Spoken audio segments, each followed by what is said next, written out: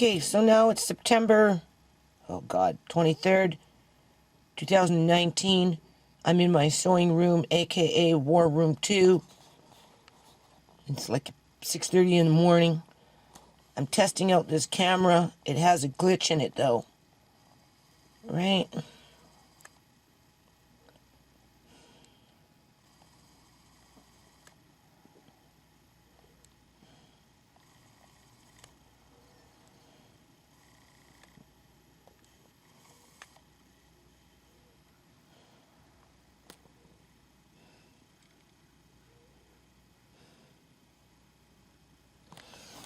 Anyway, as you can see, so what's happening here is I'm trying to have a good attitude, people. Okay.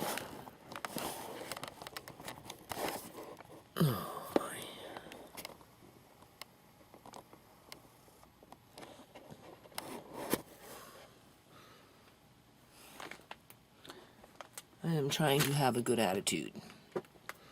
I glow in this room. Do you notice that? I remember I already said that in one video. It turned into a ghost. So, I'm glowing. I can see that. Anyway,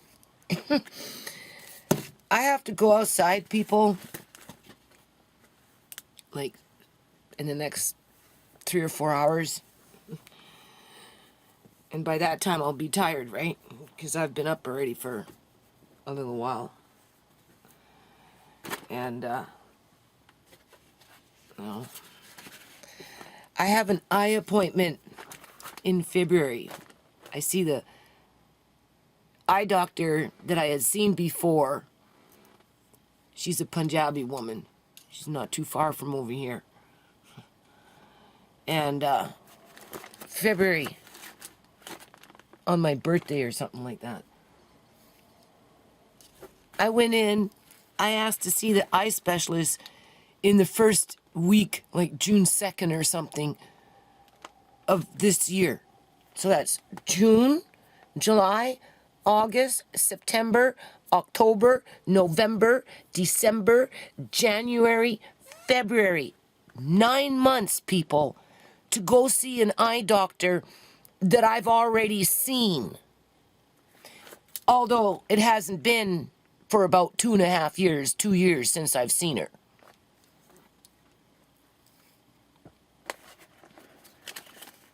Nine months. If that isn't targeting, I don't know what is.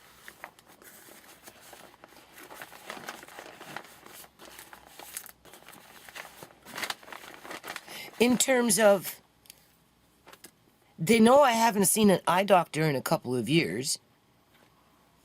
And they're making me wait almost a whole year just to see an eye doctor that I've already seen.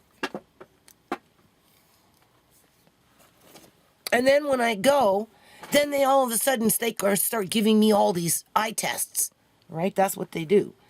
And they're pushing on your eyes as they're putting freezing agent in there, right?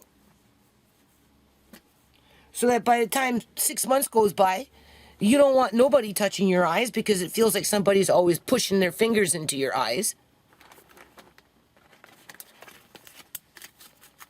And you're already feeling pressure because of whatever, right?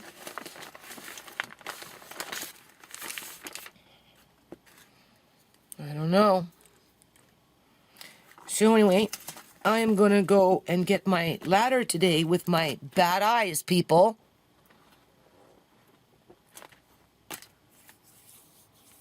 And I'm going to attempt to get up on that roof of the porch, that whole fucking thing, because it rained again, and the rain was just coming down worse between the seams and whatever. And I'm going to find a way to fucking fix it, and I'm going to try and have a good attitude. Right? I have to buy some wood. So I already asked my son to take me to Home Depot, because I'm just going to put pieces of wood up there. That plastic shit that they're making these days is no good. It flies off in the wind. It cracks. It doesn't even last a year. We already tried that. You can see what happened. First wind came, blew it off because it's so thin. And it's just rotten. And break, snaps. And then the other stuff has been sitting there ever since I moved in. So anyway, I don't know how I'm going to fix it, but I'm going to try and fix it, people. Right? I might have to go down to where, the homeless people are. And see if there's somebody out there that knows anything about that stuff, because I'm not going to be able to lift up the wood by myself. And my son probably won't help me because, one, he doesn't like to do that stuff. Because, one, he doesn't feel like he should have to, which he shouldn't. And two, he's a heavy man, so he doesn't want to climb up there. I told him, well, I will. Because the porch, the way it's connected to the house, is wrong. There's nothing there to support the weight, so once somebody's up there, the nails can just slip out and you're gone. And I told him, well, I'm not heavy, I'll do it. I'll screw the fucking wood in. I just need somebody to pick it up and put it up there for me. Because I'm not strong enough to do it by myself, people. As I can't open my back door. I can't open my fucking back door. So I'm going to ask her, to fucking fix it again. But, I can't ask her too much, because if I ask her too much, then still waiting on the basement, right? But that's our fault, right? Because Edgar said he was going to do it, and then Edgar decided not to do it. And then my son said he would do it, and then my son realized he couldn't do it by himself because he didn't know what the fuck he was doing. And we're still waiting. Waiting for this handyman. Oh, I'm telling you, people. So I'm in my sewing room here, and I'm like, I should be in here, people. But there are people out in the world that don't want me to accomplish anything with any kind of paperwork when it comes to taking Fraser Health Authority, Andrew the Dragon, back to court as to what they did to Shemaine. Because if they're held accountable to what they did to Shemaine, the organ train in British Columbia, Canada, is going to dry freaking up, people. That's what's going to start happening.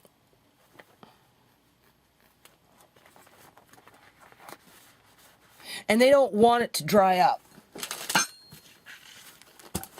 Because they're the ones out there with the money that are buying the organs.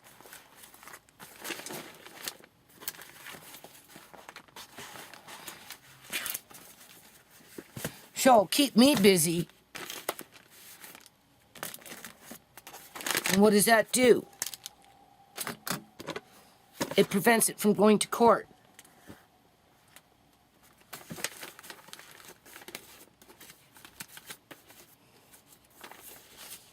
Right?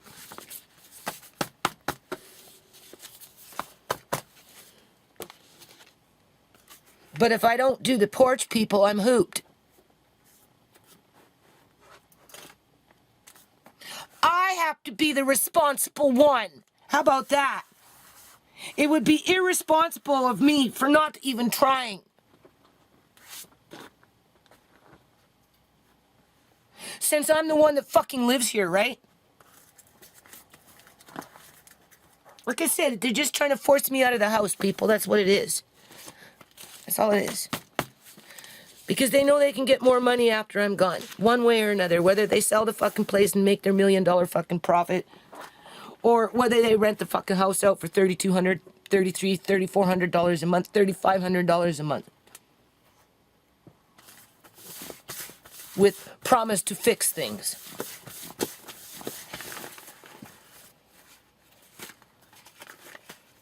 Right? Doesn't matter. But I can't go anywhere, people. I'm stuck right now. I'm trying to sort out my life. Right? That's what I'm trying to do right now. So, before I go outside and get all dirty and wet and grimy and gross.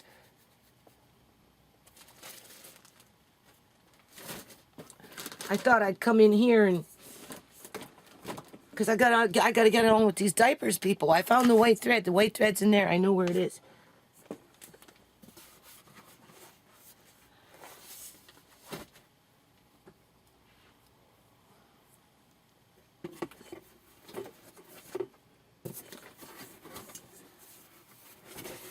And then I'll be too tired when I come in to do any of this stuff, right? So I'm trying to do a little bit now. So this is the box that's going to Kitimat with the teapot in it. I had a little teapot in it, remember? So I basically have the box. Just try and get that going, and I found some envelopes for some books. So I figure if I can just get the box and the books ready. Right? Well, not ready, but almost ready.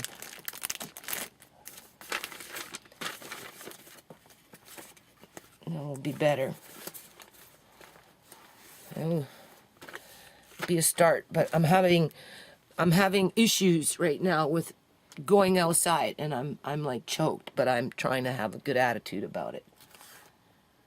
Right?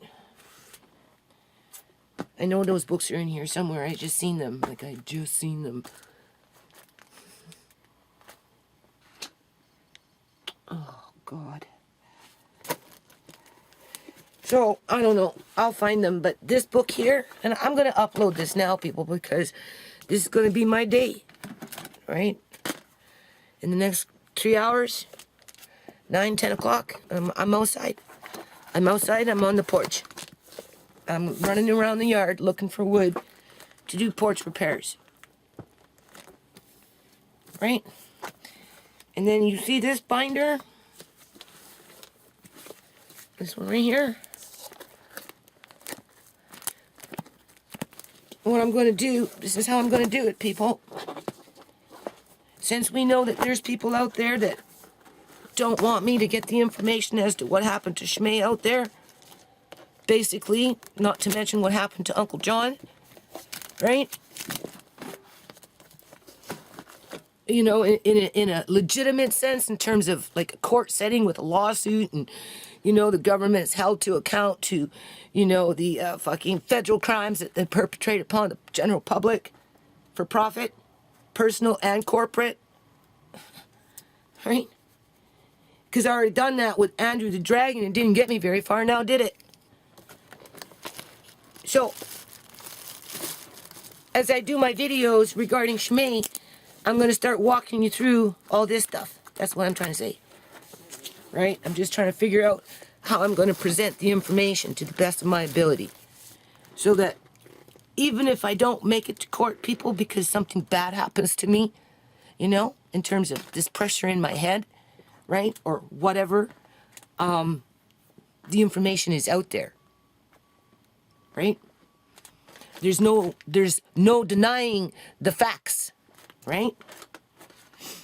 And if it happens to one family, it happens to more than one family. Because it's been happening.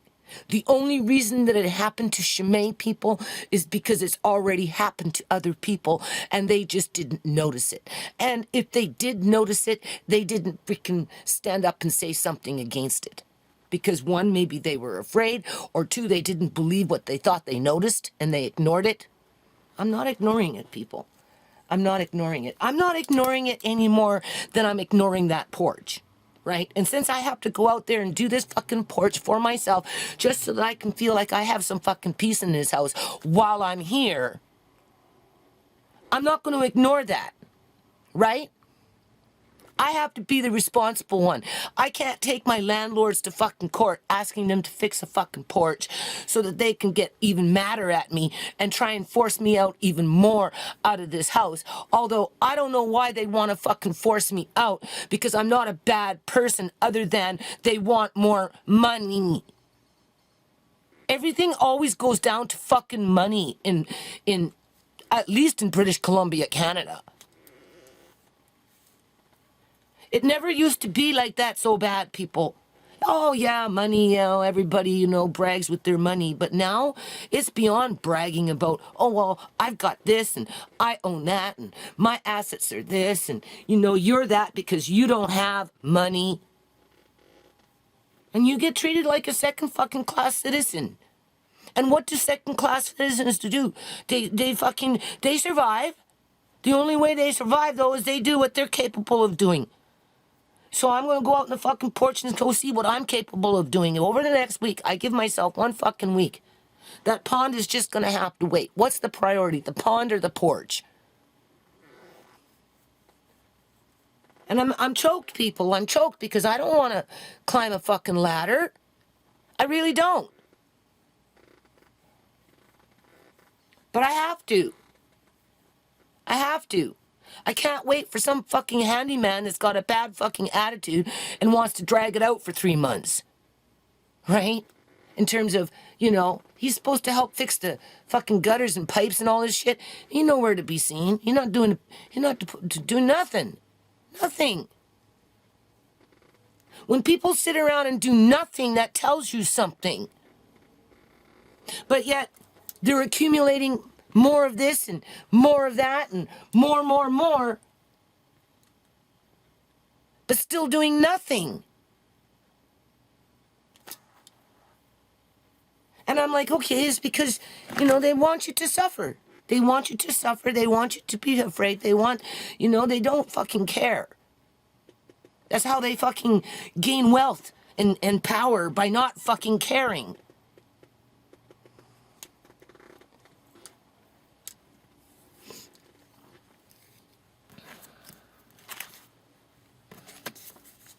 I should be in here working on this stuff, people.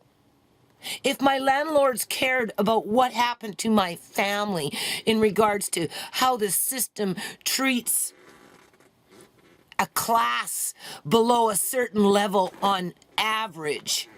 I'm not saying that people with money don't ever have their children wrongfully apprehended, because some of them do, because they can afford the big fancy lawyers to get back those kids. So it's beneficial for the court system to have a rich family lose their children in the manner that I've seen my children or grandchildren be treated, by a system that's employed to protect the people, not exploit the people.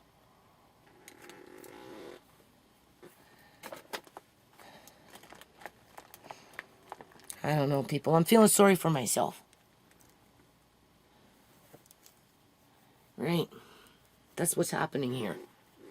I'm feeling sorry for myself that I'm being beat up by my fucking landlords that don't want to fix their fucking house. Because they want me out. And they just don't know how to tell me that to my face. Because if they really wanted me to stay and they really cared about me, hold on a minute.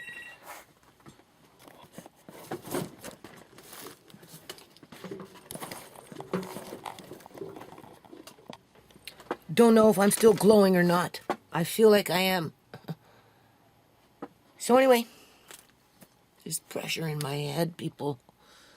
I'm telling you, I am not looking forward to going outside. I should not have to go outside and do some of these things that I'm going to be doing. And I'm choked. And I'm trying to have a good attitude about it. And I'm trying not to be ungrateful for my landlords to allow me to stay in this place, because it is what it is, right? At this point in life. So, I'm debating whether I should upload this video, because I'm sure someone in the crowd's going to be, oh, you're a racist. You're a racist. You're picking on the South Asian people. You're picking on the Chinese people. You're picking on the rich white supremacist people. You're picking on everybody when you should be picking on yourself. You did it all to yourself, Judy. All of it. You deserve what you got. You should have kept your legs closed. It's all your fault that you were born human.